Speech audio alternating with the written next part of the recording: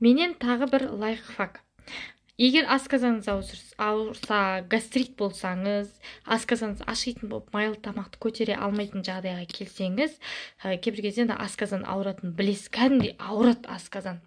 Сол кезінде свежий картошканы аласыз. Свежий құрттамаған сары немесе қызыл ақ картошка болмайды. Осындай кішкентайын аласыз, ең кішкентайын. Сөйтіп сыртын ашып тастайсыз да, майда теркадан өткізесіз, немесе блендер болса, блендерда измельчить етесіз да. И мынандай кәдімгі стаканға мынандай картошка болатын болса, үстіне питьевая вода, фильтрдан немесе краннан өзіңіз қайнаған су, бірақ суған болу керек желательно. Осындай қылып стаканға соны араластырасыз екеуін.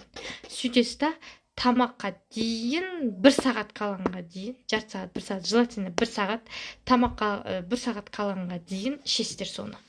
Егер сіз сусыз оны іше алмайсыз, сол үшін су қосады, оны құр өзін іше алмайсыз да, бір неприятный болады да.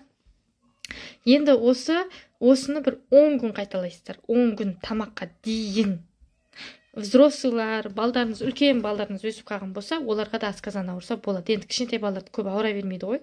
В основном взрослылардікі, үлкендердікі ауырады асқазандары. Гастрит, язва. Егер де сіз язва болсаңыз, 2 апта тоқтамаңыз, одан кейін арасын 10 күн үзесіз, тағы да 1 аптадан ары қарай жалғастыра бересіз. Уже өзіңіз көресіз, даже барып тексертіп көрсеңіз де болады. Содан кейін уже жоқ болып кетеді. Өйткені асқазан не үшін ауырады? Мына асқазанның жан-жағындағы слизистый нелері бар ғой, жан-жағындағы нелері қатты қызарып кетеді екен. Сөйтіп майлы тамақ келген кезінде сол раздражение береді екен да. Мен бұны қаяқтан білем? Мен мысалы кеше тұздың да лайфхагын мен өзім істеп көргенмін, өзім басынан өткен. Енді просмотрлары ұшқан, әркім әртүрлі комментарий жазып жатыр. Мен өзімде на себе попробовала. И бұндықта картошканы мен өзімде ішіп көргенмін. Кореяда жүрген кезінде күйеуіміз екеуміз осы картошканы ішкенбіз біз. 10 күн ішіп, одан кейін тоқтатып, 10 күн, тағы да 10 күн ішкенбіз. Содан кейін асқазанымыз ауырмаған. Кореядан келгеніме 2,5 жылдай болып қалды.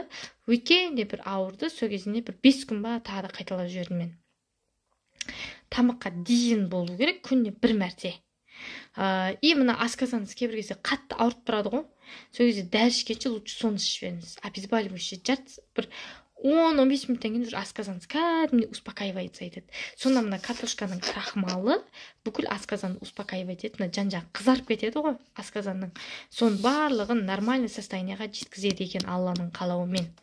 Картошка свежий болу керек, құрттамаған болу керек. Кішкентай теркада немесе блендерден өткізесіз, сумен араластырып ішесіз. Өзін іше алмайсыз. 10 күн, одан кейін 10 күн үзсеңіз